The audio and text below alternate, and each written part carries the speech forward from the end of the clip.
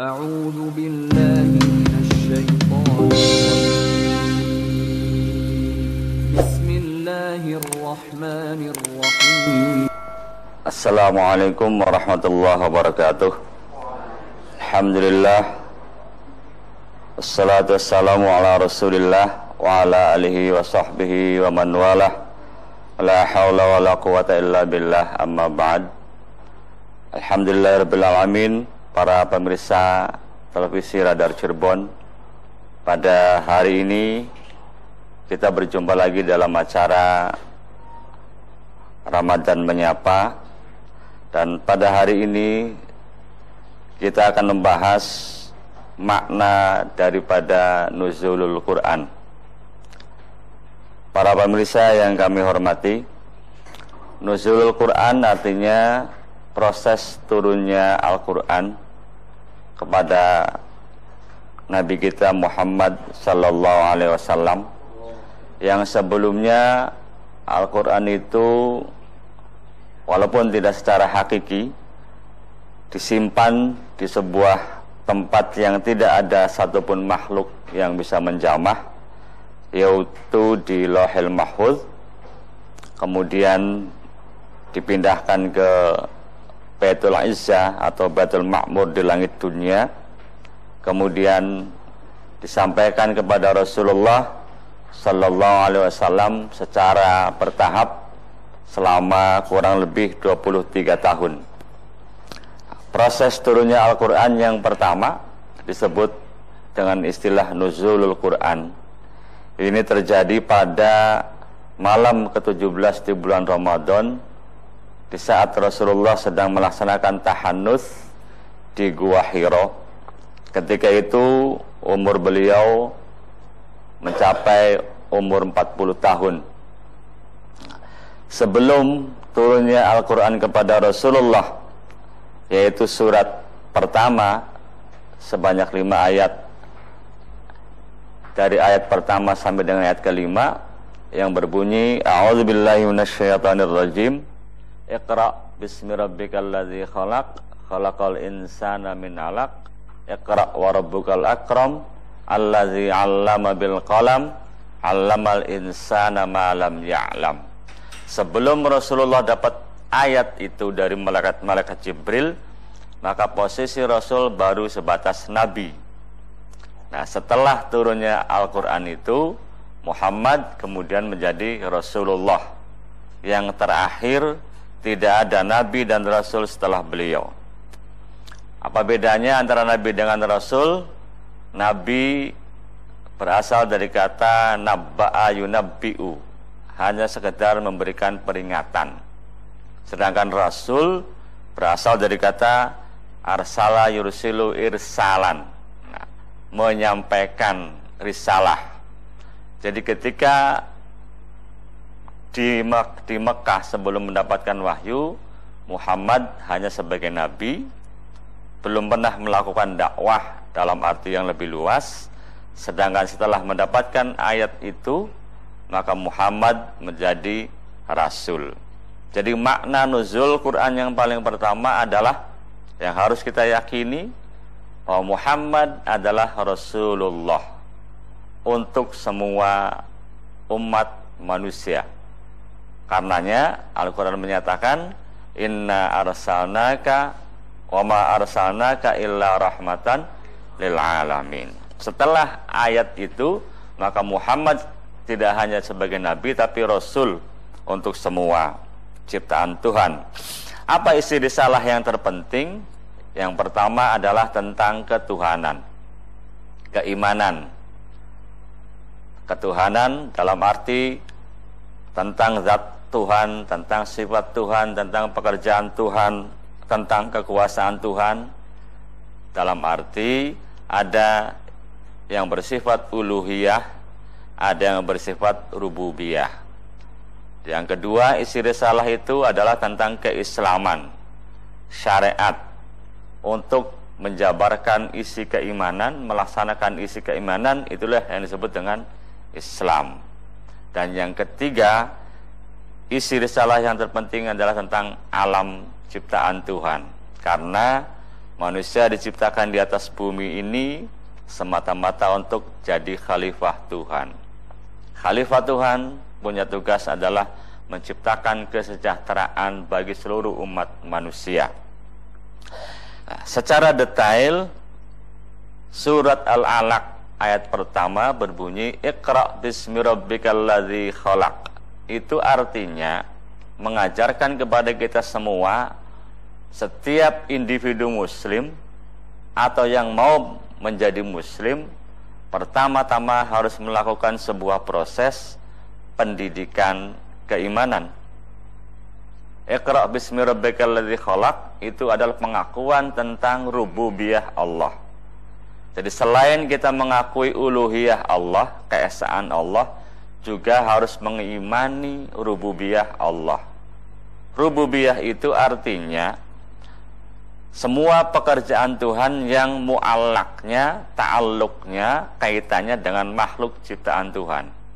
Kita sering uluhiyahnya sudah kepada Allah, tapi rububiyahnya belum. Kita sering sholat, doa, semua ritual kepada Allah, tapi keyakinan bahwa semua ciptaan Tuhan, semua kuasa Tuhan, semua skenario Tuhan itu jarang kita hayati. Makanya yang pertama kali diturunkan kepada Rasul, suratul Alaq ayat pertama berbunyi Iqra bismi rabbikal ladzi khalaq. Nah, sebelum lebih jauh membahas materi dari surat yang kelima itu, ayat yang kelima ayat itu, mari kita kembali mengenang mengapa justru yang pertama turun adalah kalimat Iqra, membaca. Kita tahu bahwa Rasulullah Muhammad sallallahu alaihi wasallam adalah pribadi satu-satunya di dunia yang paling sempurna.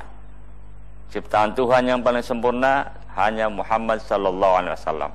Tetapi justru Allah menjadikan beliau sebagai pribadi yang tidak bisa menulis dan membaca huruf secara tersirat. Jadi ketidakmampuan beliau membaca dan menulis itu justru sebagai bukti itulah mukjizat dari Allah. Allah sengaja menciptakan Nabi Muhammad tidak pernah kenal sekolahan dari kecil sampai akhir hayat. Mengapa? Ini berkaitan dengan posisi dan kedudukan Al-Quran sebagai kalam Allah. Al-Quran itu adalah kalam Allah. Kalam Allah berarti menyatu dengan zat Allah. Karenanya, supaya orang yang susah percaya benar-benar mengimani bahwa Al-Quran itu bukan ciptaan Muhammad, maka Allah menjadikan Muhammad Rasulullah sebagai pribadi yang benar-benar tidak bisa membaca, tidak bisa menulis, alias ummi. Itu yang paling penting. Dengan demikian, memaknai nuzul Quran yang paling penting adalah meyakini bahwa Al-Quran adalah kalam Allah. Al-Quran adalah kalam Allah, dan kalam Allah adalah menyatu dengan zat Allah, dan karenanya tidak ada sedikit pun peluang bagi manusia untuk meragukan, apalagi menuduh-nuduh Nabi Muhammad yang menciptakan Al-Quran. Dan mukjizat Al-Quran sampai dengan kiamat tidak bisa tersamai, apalagi tertandingi, baik dari segi uslub kalimat bahasa ataupun sastra maupun materi kandungan visi misi ke depan untuk kehidupan manusia. Itu yang pertama. Persoalan mengapa ayat yang pertama justru berbunyi Iqra, alias perintah untuk membaca. Yang kedua, Iqra artinya membaca. Di dalam bahasa Arab dan bahasa Al-Quran, membaca itu ada dua.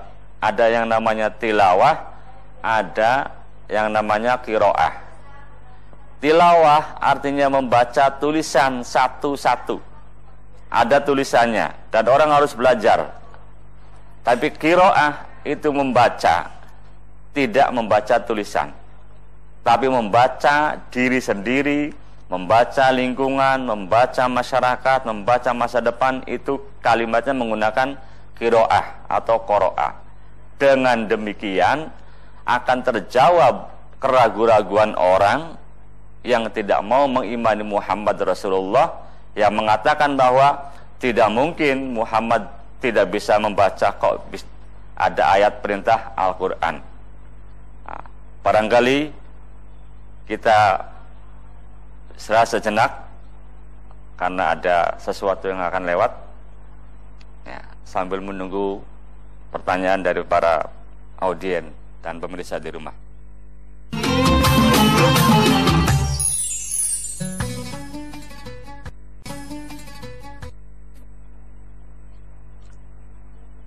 Para pemirsa yang kami hormati, kita akan melanjutkan pada ayat yang kedua.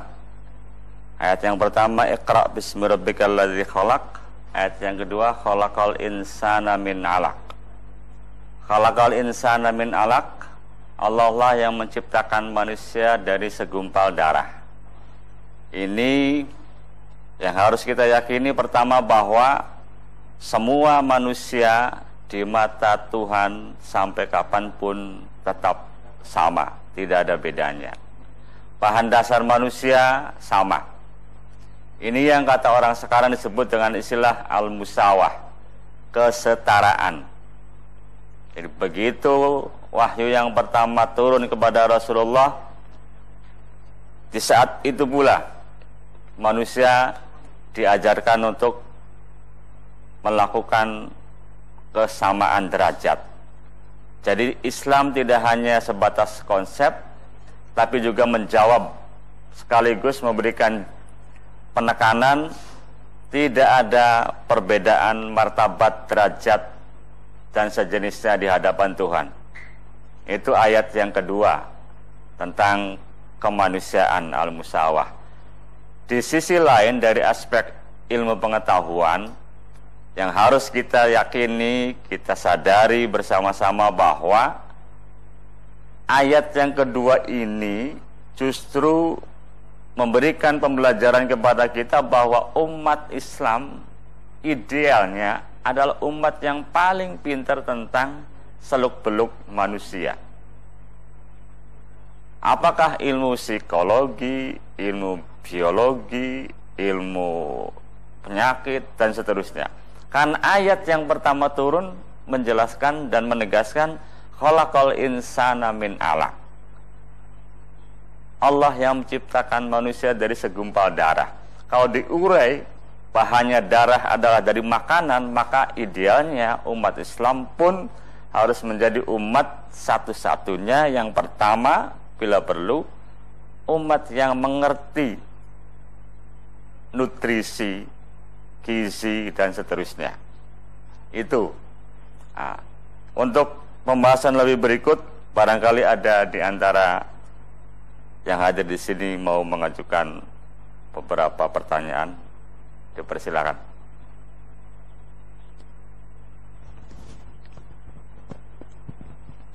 Assalamualaikum warahmatullahi wabarakatuh. Punten Pak, perkenalkan nama saya Arul Aziz. Saya akan bertanya, Al-Quran kan berbentuk mushaf Utsmani sekarang.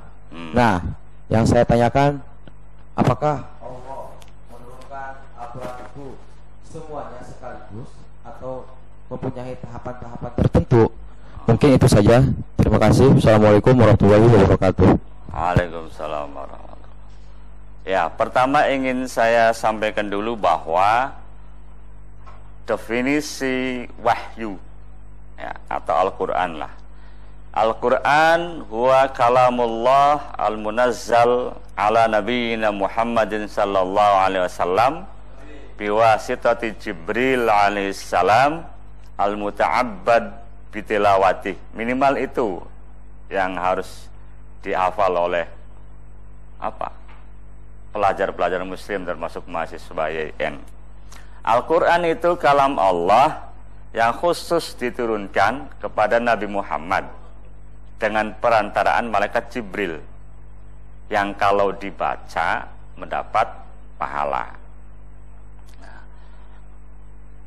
wahyu, ilham ataupun apa namanya, itu kaedahnya bila sautin wala harfin, tidak bersuara dan juga tidak berhuruf. Ilham yang ada di hati Anda setiap detik itu tidak ada orang lain yang bisa mendengar kecuali hati Anda yang memahami. Itu yang saya maksud dengan bila sautin wala harfin, tanpa suara dan tanpa huruf. Ya, itu dulu. Karena itu khot yang ada sekarang, khot Utsmani, itu melalui penyempurnaan yang berkali-kali. Kita jangan membayangkan bahwa pada zaman Nabi Muhammad tulisan Arab sudah kayak zaman sekarang. Termasuk tulisan Latin, tulisan Romawi yang ada sekarang, itu bukan barang jadi, prosesnya panjang. Di zaman Rasulullah tidak boleh satupun orang mencatat, menulis Al-Quran selain yang diperintahkan oleh Rasul. Ada sekretaris khusus, sudah sembarang orang. Karenanya yang lebih banyak adalah para penghafal Al-Quran. Dan ketika Rasul menyuruh sahabat Utsman, sahabat Zaid kemudian menulis atau mencatat Al-Quran, pada zaman Umar bin Khattab dikumpulkan, lalu pada zaman Utsman bin Affan ditulis, lalu disebutlah dengan istilah khat rasmi atau khat Utsmani yang sampai sekarang berlaku di seluruh dunia. Tetapi itu sudah melalui proses penyempurnaan yang panjang.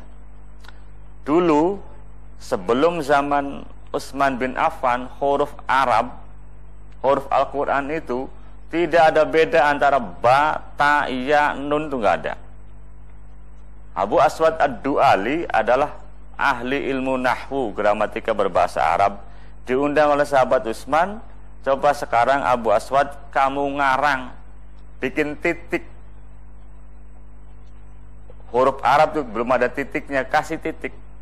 Nah baru, oh kalau titik satu di atas namanya nun, titik satu di bawah namanya fa, titik dua di atas ta, titik dua di bawah ya, titik tiga di atas ta, belum lagi titik yang begini jim ya, dan seterusnya. Itu prosesnya lama dan itu hasil ijtihad, disaksikan, diperintahkan langsung oleh sahabat Utsman bin Affan yang hafal Al-Quran. Itu. Jadi yang sekarang itu sudah hasil panjang, sejarah panjang. Karenanya Al-Quran itu yang harus Anda yakini, asluhu qara'a yaqru'u qira'atan wa qur'anan. Quran itu bacaan, bukan tulisannya yang penting, bacaannya. Ya, kalau kemudian dibukukan, maka namanya mushaf Al-Quran. Itu loh. Maka hukumnya beda antara Quran yang qiraah dengan Quran yang mushaf. Itu loh. Orang yang membaca Al-Quran dalam keadaan sholat berdiri, itu pahalanya 100 kebaikan. Dalam keadaan sholat sambil duduk, pahalanya tiap huruf 50 kebaikan. Dalam keadaan berwudu, tidak sholat, pahalanya 20 tiap huruf. Nah, kalau tidak wudu, 10 satu huruf. Tetapi bagi orang yang sedang tidak punya wudu karena hadas besar, haid, nifas, jinabat, maka dia haram membaca Al-Quran. Ya, membaca. Jangan kemudian berapologi, loh saya kan tidak megang mushaf, tidak melihat tulisan, hanya membaca. Justru membacanya ini yang haram. Karenanya orang yang lagi haid, lagi nifas, lagi junub, habis wiladah, haram mengerjakan sholat. Karena di dalam sholat ada bacaan Al-Quran. Nah, itu ya. Jadi membaca Al-Quran itu bacaan. Karenanya Rasulullah selalu dibimbing oleh Allah, setiap mendapatkan wahyu tidak segera serta-merta tergesa-gesa menyampaikan kepada umatnya, tapi menghayati dulu, merenungkan dulu, mengamalkan dulu, menghafalkan dulu sampai betul-betul yakin, baru disampaikan kepada umatnya. Karenanya bacaan, bunyi, panjang hurufnya, madnya, macam-macam dari Al-Quran itu berdasarkan wahyu melalui Rasulullah, bukan karangan manusia. Jadi kalau baca Iqra bismi rabbikal ladzi khalaq, Z-nya panjang, itu dari Rasulnya memang begitu. Persoalan kemudian, oh itu namanya mad tobi'i, itu sekarang.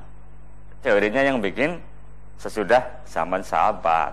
Cuman bacaannya contohnya dari Rasul, termasuk penamaan surat dari Rasulullah. Jumlah ayat dalam satu surat langsung.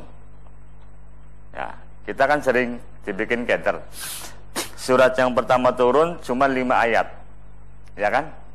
Iqra sampai allazi malam ya'lam. Tapi surat Al-Alaq ayatnya tidak 5 kan? Ada banyak. Nah, sisanya dari mana? Itu urusannya Rasulullah. Kita nggak usah keder-keder. Rasulullah yang ngatur. Nah, termasuk Al-Fatihah ditaruh di mana, An-Nas ditaruh di nomor berapa, itu Rasulullah, bukan karangan manusia. Ya. Dan oleh Rasulullah yang paling dinilai pas khot-khot itu adalah khotnya Utsman bin Affan. Itulah ya pertemuan kita pada hari ini karena keterbatasan waktu. Ya. Jadi memaknai nuzul Quran pada acara hari ini belum sampai sekian persen karena terbatas oleh waktu. Nah, saya akan sekedar memberikan kata akhir bahwa turunnya suratul Alaq sebagai wahyu pertama yang paling penting adalah penguatan bahwa Rasulullah Muhammad SAW itu tidak hanya nabi tapi juga rasul. Nah, yang membawa risalah, dan risalahnya itu disebut agama Islam. Fungsinya wa ma arsalnaka illa rahmatan lil alamin. Yang paling penting dari nuzul Quran ini, kita juga meyakini bahwa Al-Quran satu-satunya kitab suci yang paling sempurna isi dan segala-galanya. Keberlakuannya dari zaman Nabi sampai kiamat. Hanya itu yang bisa kami sampaikan pada kesempatan hari ini. Bila ada sesuatu yang kurang jelas, mohon dimaklum. Segala kebaikan dan kebenaran sumbernya dari Allah. Wallahu minkum, wallahul muwaffiq ila aqwamit thoriq. Wassalamualaikum warahmatullahi wabarakatuh.